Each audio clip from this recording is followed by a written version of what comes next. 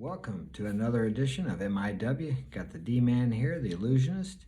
And if this video is of help to you, hit the like and subscribe button and share it with a friend. And today we're still in the book No More Mr. Nice Guy by Dr. Robert Glover. And today we're going to talk about setting boundaries. Helps nice guys get the love they want. Now, boundaries is something I guess we all have boundaries, but they're unwritten. The first time someone said something to me about boundaries, I wasn't really sure what they were talking about. I kind of rejected the idea, but I've learned that when someone says something to me that I immediately reject, Robert Thoreau said, "Contempt before investigation keeps a man in everlasting ignorance." And I was contempt before I even stopped to think about what they said.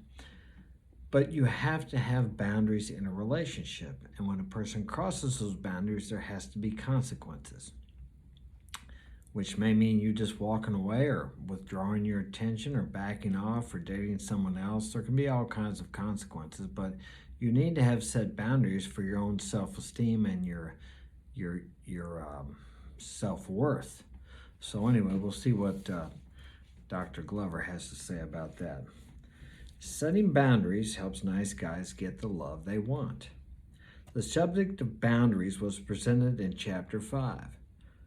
Nowhere is the issue of boundary setting more important for nice guys than in their most intimate relationships. I've let girls cross my boundaries, and once you let them cross the boundary, they cross another and another. They lose respect for you, and a woman cannot love you if she does not respect you.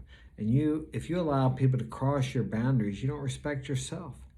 So people can only treat you. We teach people how to treat us by what we allow them to do to us. And when we allow people to step over our boundaries, then we're showing them that we don't value ourselves, and they can't value us if we don't value us.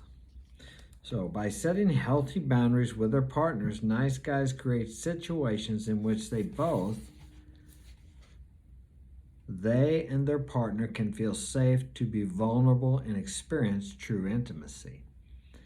I show nice guys often with their partners watching how to step up to their line and set boundaries. On more than one occasion, I have had the partner of a nice guy applaud during the demonstration.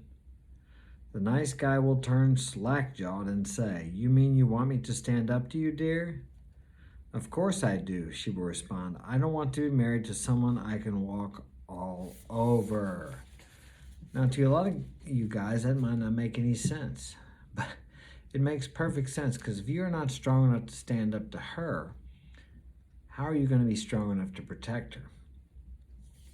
I mean, it just doesn't work. Women are constantly testing you. Almost everything is a test to see if you're strong enough to take care of them.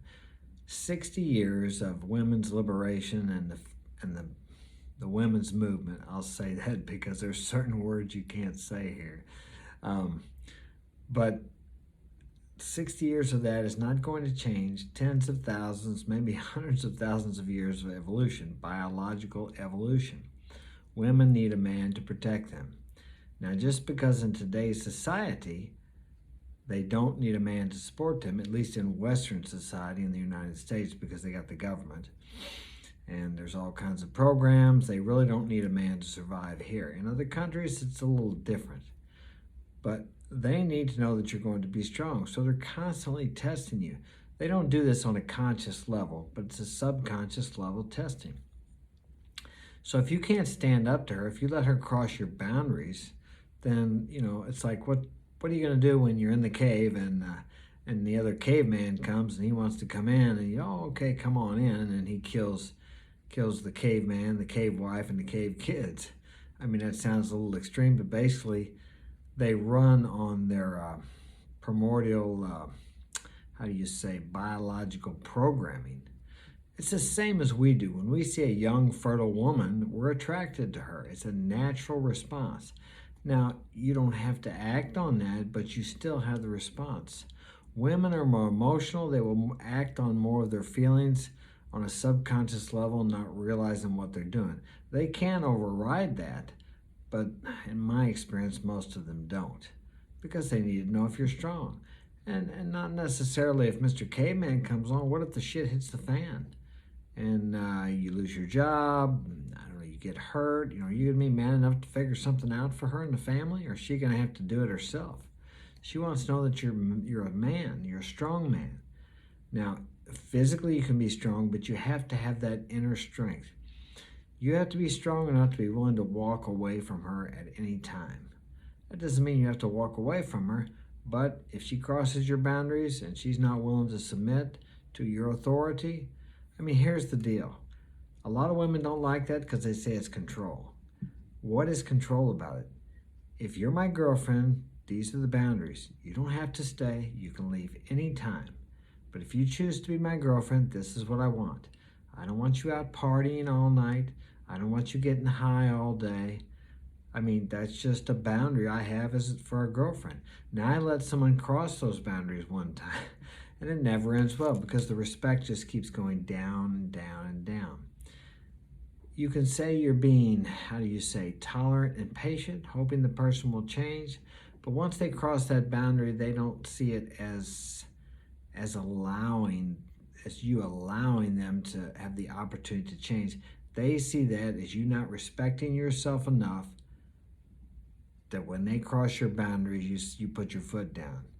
You know, hey, it's either this, the partying or me, one or the other. You want the partying, go ahead, that's fine, live your life, I'll go on. So you got to set boundaries. You got to be willing, you know, if it comes down to it, you got to be willing to walk or to allow her to leave. Has nothing to do with control.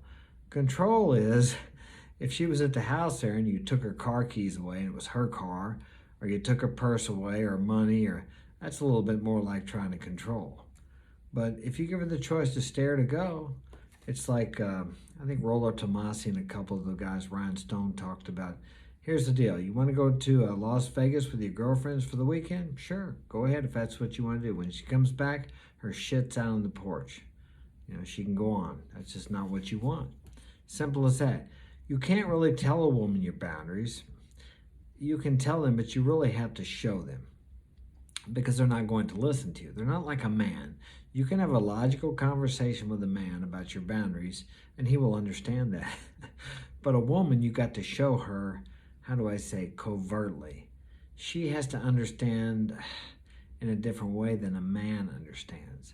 Because you can tell her your boundaries, but there's a real good chance she's going to cross them or try to cross them. But if you show her what happens when she crosses them, or you show her what will happen when she tries to cross them by inaction or by withdrawing your attention, I guarantee you it's going to make more of an impression than if you just tell her. Because I have told women, I said, look, if you keep doing this, once they cross my boundaries, if you keep doing this, I'm going to leave. It doesn't work. They just don't believe what you say with your mouth. You have to leave. And then it's amazing. When I leave, it's like, I can't believe he left. They're like, why did he leave? Like, it's like, hey, I've been telling you what's going to happen, but you just have to be willing to walk. No woman can become so important to you that you can't walk away from her. Simple as that. Okay. Then I warn him, your wife is telling you the truth. She doesn't feel safe knowing she can push you around. She wants to know that you will stand up to her. Okay, that is how she will feel secure in the relationship. If you can't stand up to her, you sure as hell can't stand up for her. Here's the catch. She has to test to see if she can trust you. So she will test you. Are you the man you said you are? Are you man enough to stand up to me? Because if you're man enough to stand up to me, then I'll trust you'll take care of me and stand up to whatever else comes against us in life. The first time you set a boundary with her, she may react intensely. She will push against it, and she will, I'm telling you. She will tell you that you are wrong for setting the boundary. She will do her best to find out if your boundary is for real. Easy to set boundaries, a little more different when you have to enforce it. But enforce it you must if you want to have a girl that'll stay with you. or to have a functional relationship. When a recovering nice guy sets boundaries with his partner and makes her feel secure, remember this, you are giving her what she wants. Many, many times when you're giving a girl what she wants, you have to remember that she's going to push against it. If you allow a girl to run a relationship, she will run it right into the ground, with you losing respect every day, and she can't love you if she doesn't respect you. In general, when women feel secure, they feel loved. She will also come to know that if her partner will stand up to her, he is also likely to stand up for her. Setting boundaries also creates respect. When a nice guy fails to set boundaries, it communicates to his partner that he doesn't really honor himself. So why should she? So why should she? He said the same thing. Yeah. To help nice guys decide if they need to set a boundary with a particular behavior, I have them apply the second date rule. Now, I've never heard of this. This is a pretty good idea. Using the second date rule, nice guys ask themselves, if this behavior had occurred on the second date, would there have been a third? That's a good thing to think about. I'm telling you what, women or anyone, men, can hide themselves for the first 3 months. It takes a while to really get to know somebody. This question helps them see if they have been putting up with something that they shouldn't. Because before you become emotionally involved with someone, it's easy to say, hey, you know what? This isn't for me. You're not the type of girl I want to be with. But once you're emotionally involved, you start making excuses for their behavior and how they act.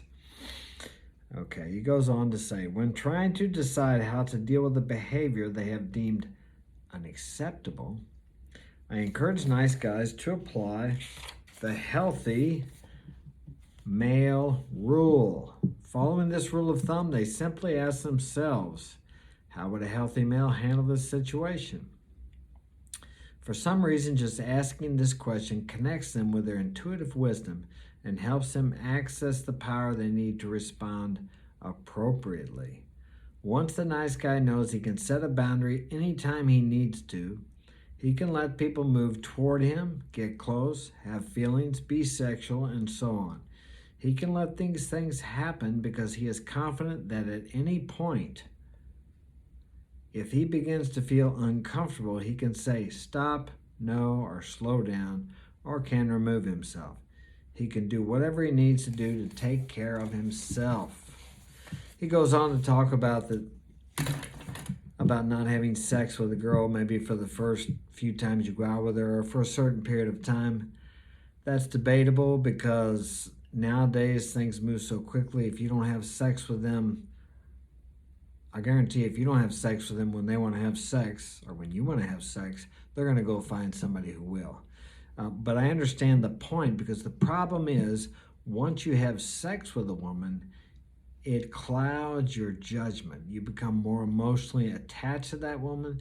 You're more you lean more towards justifying their behavior because you don't want to lose them, because you're more emotionally connected to them. So you really have to keep a perspective and realize that you can get sex anywhere. You can get beautiful girls anywhere. I mean, there's so many beautiful girls in the world. I mean, I'm 60 years old. I got a couple, 3 or 4 or 5 of them actually. Girls 20, 21 years old that I can't because of the current virus situation. But I like to travel. I can go there and go out with them. I mean, so if you limit yourself to the U.S., it's difficult. Okay, because women here are very different. They're not as feminine as women in other countries. It's just a lot nicer out of the States. We've created a generation or several generations of women who act like men or want to be men, but they're never going to be men, no more than I'm ever going to be a woman. I'm never going to have a baby, okay? And that's okay with me. I'm never going to have the compassion, the empathy that a woman has with children. I have my 6 children here. I've been raising by myself for 9 years, And I see what lacks here because they don't have a mother involved in their life. She's been gone for 9 years and has not had any involvement with them. Okay, so that in itself is another story too. But the point I'm making is men and women are biologically different. They're emotionally different. They're psychologically different. Maybe they're even spiritually different. I'm not sure. I don't think there's a measurable scale on that one, but we're just different. Neither bad nor good, just different. We'll never be like each other no matter how much we try or want to be. But thanks for joining me. I hope this has been of help to you. And if it has, hit the like and subscribe button and share it with a friend. And I will see you next time. Be cool.